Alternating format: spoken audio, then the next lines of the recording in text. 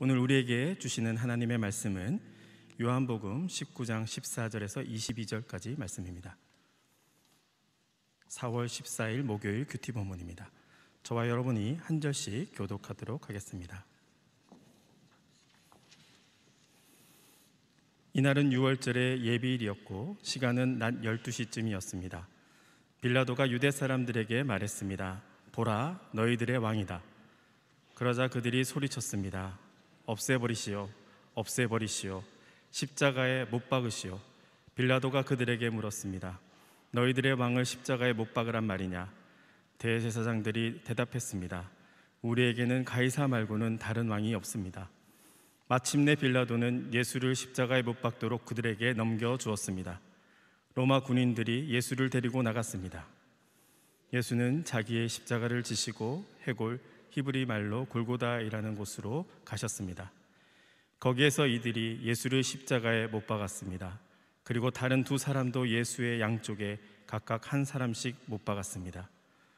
빌라도는 또한 명패도 써서 십자가 위에 붙였습니다. 그 명패에는 유대 사람의 왕 나사렛 예수라고 씌어 있었습니다. 예수께서 십자가에 못 박히신 곳에 예루살렘 성 가까이에 있었습니다. 또 그 명패가 히브리어와 라틴어와 그리스어로 각각 쓰였기 때문에 많은 유대 사람들이 이 명패를 읽었습니다. 그러자 유대 사람의 대제사장들이 빌라도에게 말했습니다.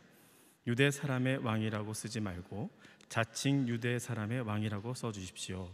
함께 읽겠습니다. 빌라도가 대답했습니다. 나는 내가 쓸 것을 썼다. 아멘.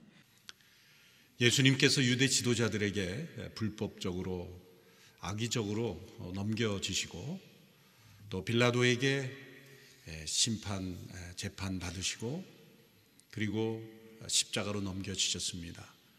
어제 말씀을 통하여 이 빌라도의 고민을 보았고 또 비겁함을 보았습니다. 예수님께 죄가 없음을 3번씩이나 확인하고 공언했음에도 불구하고 빌라도는 자신의 이 세속적인 탐욕적인 그 위치 하나를 지키려고 자신의 양심을 팔아넘긴 것입니다. 빌라도와 같이 사실 타락한 지도자 또 탐욕스러운 지도자, 백성들로부터 존경받지 못하는 그런 지도자에게도 예수님의 모습은 죄가 없는 분이었습니다. 빌라도와 같은 사람의 일상적인 그러한 통치였다면 사실은 얼마든지 쉽게 그 유대 지도자들과 정치적으로 야합을 하면서 그들이 원하는 대로 바로 들어줄 수 있었을 겁니다. 그러나 예수님 앞에서는 그게 쉽게 되지 않았다는 것입니다. 그 예수님의 존귀함, 그분의 위엄, 또 그분의 말씀, 그분의 임재 앞에서 빌라도의 양심이 깨어났고 또 그 양심이 그를 괴롭혔고 또 자신도 모르는 그러한 두려움에 사로잡힌 것이죠. 그것은 예수님께서 빌라도도 구원의 길을 열어주시려고 그에게 참된 진리가 무엇인지 내 나라는 이 세상에 속한 것이 아니다 라는 말씀으로부터 시작해서 빌라도까지도 예수님은 사랑하시고 그를 구원하고자 그에게 그런 깊은 두려움을 주셨던 것입니다. 그럼에도 불구하고 빌라도는 예수님을 십자가에 넘겨주는 비겁함을 택했습니다. 그래서 사도신경에 오늘날 우리에게까지 그 빌라도의 이름이 기억되고 있습니다. 예수님을 핍박한 대표적인 사람으로 그렇게 기억되고 있습니다. 빌라도의 후손들은 억울하다고 말할지 모릅니다. 예수님을 십자가에 넘기도록 빌라도를 압박한 유대 지도자들의 잘못이 더 크지 않는가. 여러 가지 이유가 있겠지만 결국 이 역사의 결정권자의 책임이라는 것이 있는 것이죠. 우리가 많은 세계 역사를 기록하지만 결국은 그 역사의 중요한 순간들을 결정하는데 그 자리에 있었던 사람들을 통해서 역사를 우리가 기록할 수밖에 없는 것입니다. 빌라도에게만 책임이 있다는 것이 아니라 빌라도가 예수님을 십자가에 넘겨준 모든 이들을 대표하여 이 사도신경에 기록이 된 것입니다. 그럼 우리는 빌라도 한 사람뿐만이 아니라 예수님을 십자가에 넘겨준 당시의 사람들의 죄악을 볼 수 있어야 합니다. 또한 그들의 죄악 속에서 우리 자신의 죄악을 볼 수 있어야 합니다. 만일 우리 마음속에 이 가룟 유다의 탐욕이 있다면, 이 빌라도의 비겁함이 있다면, 또한 로마 병정들의 그러한 이 저속함이 있다면, 오늘 이 시대에 예수님이 오셨어도 바로 우리가 예수님을 못 박았을 것이기 때문입니다. 우리는 예수님의 이 고난의 기록들을 보면서 어떻게 이 사람들이 예수님을 저렇게 할 수 있단 말인가라고 흥분하고 또 그들을 정죄하는 것으로 끝나기 쉽지만, 오늘 이 시대에 우리 가운데 예수님이 오셨다면 우리는 어떻게 반응했을까? 이 시대의 정치 지도자들 가운데 동일한 죄악들이 있다면, 그런 비겁함이 있다면 바로 그들의 손에 의해서 예수님은 죽음에 넘겨졌을 것이기 때문입니다. 그러므로 이 예수님의 고난 과정 가운데 나타난 이 빌라도로 대표되는 이들의 죄악의 모습 속에 우리는 이 과정 속에 우리 자신의 죄악을 볼 수 있어야 하고, 우리는 이렇게 고백해야 합니다. 나의 죄가 예수님을 십자가로 보냈다. 예수님의 고난 기록을 나와 동떨어진 것으로 무지한 자들, 또한 타락한 이들에 의해 예수님이 희생당했구나라는 것에서 그치서는 안 되는 것이죠. 예수님의 십자가는 나의 죄가 예수님을 죽음으로 넘기운 사건이다. 그리고 그 십자가에서 나의 죄를 대속하시기 위하여 죽으신 사건이다. 라는 고백으로 이어져야 합니다. 그러므로 빌라도의 모습 속에서 우리의 모습을 보아야 합니다. 이제 빌라도가 예수님을 십자가로 넘겨줍니다. 그리고 이렇게 유다 사람들에게 소리쳤습니다. 보라, 너희들의 왕이다. 바로 그때 유대 지도자들과 그들에 의하여 사주를 받은 백성들이 소리쳤습니다. 없애버리시오, 없애버리시오. 십자가에 못 박으시오. 빌라도가 다시 물었습니다. 너희들의 왕을 십자가에 못 박으란 말이냐? 바로 그때 이 대제사장들이 한 말이 참 너무나 어이없고 기가 막힌 대답입니다. 그들이 뭐라고 말했습니까? 우리에게는 가이사 말고는 다른 왕이 없습니다. 하나님께서 왕 되심을 보여주기 위해 택한 백성들의 지도자가 우리에게는 가이사 말고 다른 왕이 없습니다. 하나님의 백성들의 지도자라면 무엇이라고 대답해야 합니까? 우리에게는 하나님 말고 다른 왕이 없습니다. 그렇게 대답해야 하지 않을까요? 이들은 10계명의 1, 2계명을 정면으로 범하고 있는 것입니다. 로마 총독인 빌라도는 지금 갈등하고 있었지 않습니까? 고민해 왔습니다. 평소에 빌라도답지 않은 모습이죠. 그가 여러 번 실정을 하고 백성들을 대하는 그의 태도를 보면 빌라도는 지금 뭔가 예전과 다른 모습으로 갈등하고 고민하고 있죠. 진정 왕이신 그분 앞에 그분의 존귀와 위엄, 그분의 온유와 겸손, 그분의 진실함 앞에서 지금 두려워하며 또한 양심의 거리낌을 가지고 지금 갈등하고 고민하고 있는데, 하나님의 백성들의 지도자들은 조금도 양심의 거리낌이 없이 그렇게 악을 행하고 하나님의 왕 되심을 거부하고 있는 것입니다. 이제 예수님께서 십자가에 넘겨지신 이후에 십자가에서 운명하시기까지 그 과정은 고통의 과정이요 또한 조롱받는 과정이었습니다. 사실 육신의 고통도 고통이지만 자신에게 퍼부어지는 이 멸시와 조롱, 이것이 더 견디기 힘든 것이죠. 육체의 고통보다 더 고통스러운 것은 영혼을 고통스럽게 하는 것, 그것은 멸시와 조롱입니다. 예수님의 그 십자가의 여정 가운데는 십자가의 형에 언도된 이후부터 십자가에 매달려 계셔서 돌아가시기까지 수많은 인간들의 조롱이 퍼부어집니다. 대제사장을 비롯하여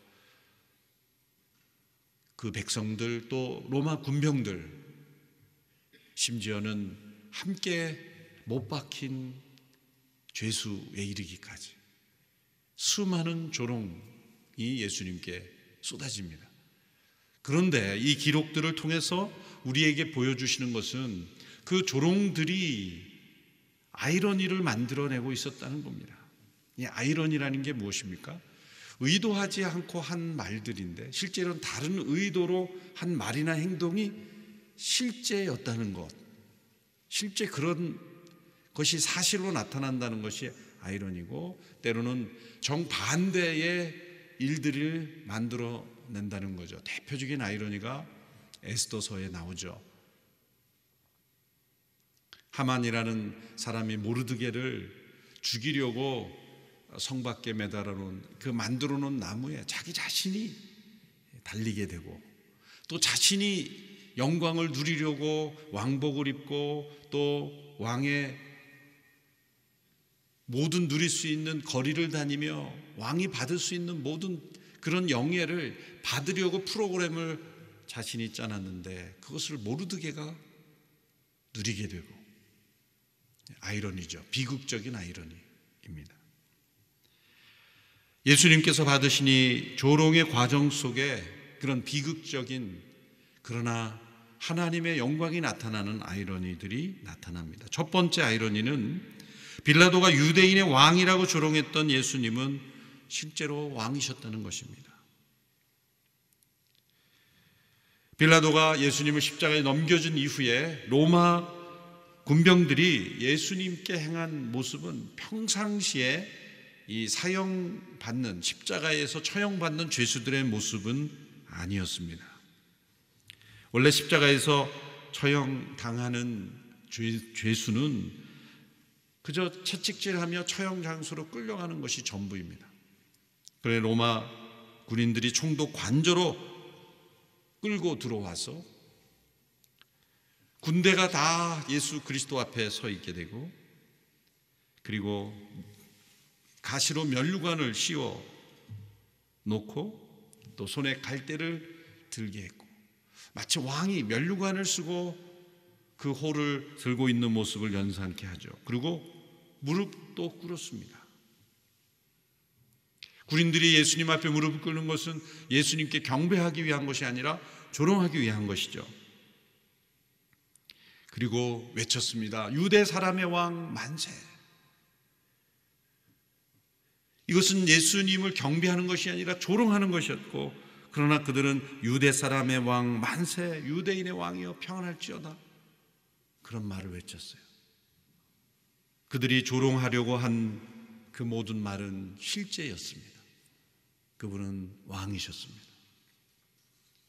빌라도는 오늘 본문에서 이 죄패를 붙이는 내용이 나오죠. 십자가의 그 머리 위에 유대 사람의 왕 예수라 쓴 죄패를 붙였습니다. 19절 20절의 내용이죠.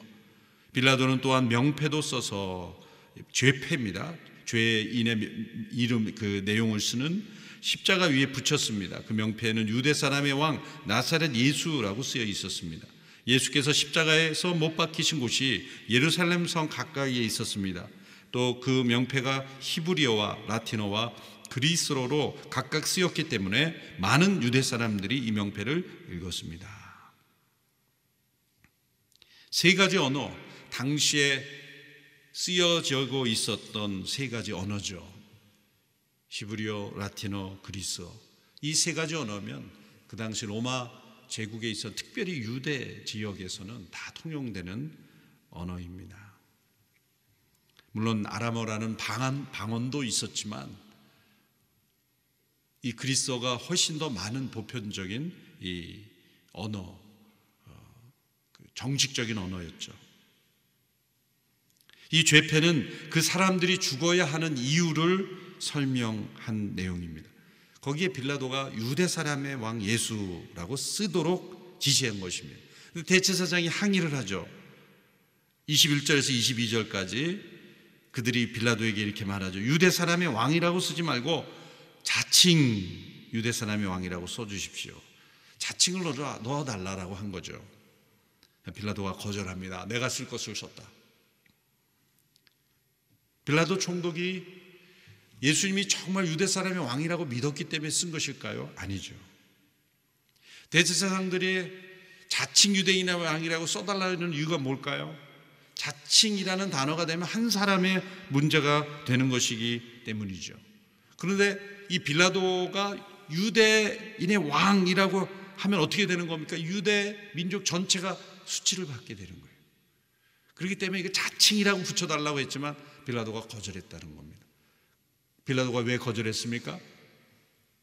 빌라도는 그 명패를 통하여 유대 민족 전체를 모욕을 주고 싶었던 거예요. 더 큰 수치를 주고 싶었던 거예요. 예수님 한 사람만이 아니라 유대 민족 전체가 유대인의 왕이 이렇게 수치스럽게 죽음을 당하니 그 민족은 얼마나 가치 없는 민족이냐라는 것을 보여줄 속셈으로 이렇게 명패를 쓴 거죠. 그런데 그것은 사실이었습니다. 그분은 왕으로 오신 분이죠. 맥스 루케도라는 미국 목사님은 그 죄패가 전도지가 되었다 그렇게 해석하지만 전도지까지 될 수 있을까라는 의구심은 좀 있지만 어쨌든 하나님께서 그 빌라도의 마지막 그 죄패를 쓰는 과정을 통해서도 자칭이라는 말이 들어가지 않았다는 것, 그가 다른 의도로 그랬지만 그분은 왕이셨다는 것이 이 세상 속에 공헌된 사건이다. 아이러니입니다. 두 번째 아이러니는 십자가에 달리신 예수님을 보고 유대 지도자들과 또 지나가는 사람들이 던지는 조롱에서 발견됩니다. 요한복음엔 나오지 않지만 마태복음 27장 41절에 43절을 보면 대제사장들과 율법학자들과 장로들도 마찬가지로 예수를 조롱하며 말했습니다. 남을 구원한다더니 정작 자기 자신을 구원하지 못하는군. 그가 이스라엘의 왕이니 어디 한번 십자가에서 내려와 보라지. 그러면 우리가 그를 믿어주겠다. 그가 하나님을 믿는다고 하니 하나님께서 정말 원하신다면 지금이라도 그를 당장 구원하시겠지. 자기 스스로 나는 하나님의 아들이라고 말했었다는 겁니다. 두 번째 아이러니가 여기서 발견됩니다. 그것은 다른 사람들은 구원하고 자신은 구원할 수 없느냐고 조롱받았던 예수님, 진정 자신을 구원하지 않음으로써 다른 사람들을 구원하시는 분이었다는 겁니다. 왜 이런 조롱이 있었습니까? 당시 지도자들과 백성들은 예수님께서 많은 사람들의 병을 고쳐 주셨다는 것을 알고 있었기 때문이죠. 그래서 저가 남은 구원하였으되 이렇게 말한 겁니다. 그런데 자기를 구원하지 못하는 메시아가 어떻게 구원할 수 있느냐라고 조롱한 겁니다. 십자가에서 내려오라, 내가 만일 메시아거든 내려오라라고 그렇게 소리치며 조롱하였죠. 그런데 그들의 조롱은 아이러니로 나타납니다. 군병들처럼 이 지나가는 사람들조차 예수님께 쏟아부은 모든 조롱은 전부 아이러니가 되옵니다. 왜냐하면 예수님은 자신을 구원하지 않음으로써 모든 일을 구원하시려고 오신 분이기 때문입니다. 자신을 십자가에 내어주는 죽음으로써 모든 일을 죽음에서 건지시는 분이기 때문입니다. 예수님께서 그 십자가에서 자신을 구원하셨다면 우리 모두의 구원은 있을 수가 없기 때문이죠. 십자가에서 내려오실 능력이 없어서 내려오시지 않은 것이 아니라 내려오지 않기 위해서 달리신 것이기 때문에 그분이 십자가에 내려오지 않음으로써 우리를 구원하셨다는 것. 사람들은 이렇게 이 하나님의 놀라운 신비로운 십자가의 비밀을 알지 못하고 내뱉은 모든 말들이 아이러니를 만들고 있었습니다. 세 번째 아이러니는 하나님께 버림받았다고 절규하셨던 예수님께서 진정 하나님을 깊이 신뢰하고 계셨다는 겁니다. 예수님께서 십자가 위에서 외치셨습니다. 엘리 엘리 라마 사박다니, 나의 하나님 어찌하여 나를 버리셨나이까, 그렇게 외치셨죠. 사람들은 예수님의 이 절규하는 소리를 마치 엘리야를 부르는 줄 알았다, 이렇게 했습니다. 그리고 어쩌면 이 마지막 순간이라도 어떤 엄청난 기적과 표적이 나타날 수 있지 않을까, 그렇게 믿었을 겁니다. 그러나 아무런 표적은 나타나지 않았습니다. 예수님을 자신을 구원하는 표적은 나타나지 않고 나의 하나님 어찌하여 나를 버리셨나이까 라는 고백만이 남았습니다. 어찌하여 나를 버리셨나이까 라는 이 고백은 오해를 일으킵니다. 예수님께서 지금까지 십자가를 향하여 자발적으로 기쁨으로 나오셨다고 하는데 왜 어찌하여 나를 버리셨나이까 라는 것은 한탄처럼 보이기 때문이에요. 그러나 이 말씀은 하나님께서 자신을 십자가에 내어주신 것을 원망하고 한탄하는 말씀이 아니라 하나님께서 나를 버리실 만큼 이 세상을 사랑하시는군요 라는 고백인 거예요. 예수님은 잠시 동안 그 아버지 하나님과의 관계가 끊어짐으로 모든 우리가 마땅히 겪어야 될 지옥의 고통을 겪으셨어요. 지옥이란 하나님으로와의 단절된 상태가 지옥인 거예요. 하나님과 영원히 단절된 곳이 지옥인 겁니다. 그 아버지의 생명으로부터 단절된, 그러므로 예수님은 모든 죽음이 가져오는 고통을 담당하시는 순간, 그 순간 아버지의 사랑을 부정하고 아버지를 원망하고 아버지를 불신한 것이 아니라 도리어 예수님은 하나님을 여전히 신뢰하고 계셨다는 겁니다. 대제사장들과 지도자들이 그렇게 말했죠. 저가 하나님을 신뢰한다 라고 조롱한 듯 말했습니다. 그런데 그 조롱은 사실이었어요. 예수님은 버림받는 고통 속에서도 하나님을 신뢰하셨습니다. 예수님의 마음에는 하나님의 사랑에 대한 의심이 없으셨습니다. 하나님으로부터 상처받지 않으셨어요. 하나님께 대하여 실망하지도 않으셨습니다. 하나님은 그를 어둠의 권세에 내어주셔서 그가 모든 죽음을 담당하도록 하셨지만 그 죽음의 고통 속에서도 예수님은 하나님의 뜻에 온전히 순종하고 그분을 신뢰하셨다는 겁니다. 이것이 십자가에서 나타난 아이러니입니다. 빌라도의 행동에서 지나가는 사람들, 대제사장들의 조롱, 군병들의 조롱, 모든 쏟아지는 조롱, 십자가에 달리신 예수님께 쏟아본 모든 인간들의 조롱이 아이러니컬하게도 다 사실이었습니다. 이 세상은 하나님께 대하여 모르고 내뱉는 수많은 말들이 있습니다. 그런데 하나님은 모든 것을 다 사실로 바꾸실 수 있는 하나님이십니다. 이것은 우리에게 어떤 의미를 주는 것입니까? 십자가에 못 박히신 예수님이 이런 아이러니를 만들어냈다면 우리의 삶 속에 때로 우리가 이해할 수 없는 고난, 또 하나님께서 나와 함께 하시지 않는 것 같은 그러한 아픔과 상처 속에서도 우리는 예수님처럼 하나님을 신뢰하고 고백해야 합니다. 영원한 하나님의 사랑을 신뢰하고 믿고 고백해야 합니다. 그럴 때 부활의 영광과 함께 이 모든 것이 무엇이 사실이고 무엇이 진리였다는 것이 나타나게 될 줄로 믿습니다. 예수님이 십자가를 고난을 지시면서도 주님을 아버지를 신뢰하고 그분의 영광을 드러냈듯이 우리가 이 세상에서 겪는 모든 아픔과 시험, 고통 속에서도 하나님을 신뢰하고 자기 십자가를 지고 주님을 따라야 할 것으로 믿습니다. 세상이 교회를 향하여, 믿는 이들을 향하여 쏟아냈던 모든 조롱이 아이러니로 드러날 겁니다. 왜냐하면 하나님은 살아계시고 십자가는 우리를 구원하시는 능력이기 때문입니다. 예수님은 우리를 위하여 죽으셨습니다. 그리고 다시 사셨습니다. 이것이 진리입니다. 오늘 우리가 믿는 이 십자가의 능력을 굳게 믿고 우리가 이 땅에서 겪은 어떤 조롱과 때로는 멸시와 오해도 우리가 믿음으로 이겨내는 우리 모두가 되기를 축원합니다. 오늘 말씀을 붙들고 함께 기도하도록 하겠습니다. 하나님, 십자가 위의 조롱과 고난을 묵묵히 이겨나가신 예수님을 닮아 우리의 삶에 펼쳐지는 여러 고난과 조롱들을 하나님의 역사로 역전시키신 그 주님의 손길이 임하게 하여 주시옵소서. 함께 우리의 삶을 올려드리며 또 십자가를 바라보며 고난과 조롱을 역전시키신 하나님의 손길이 임하도록 함께 기도하겠습니다. 기도합니다.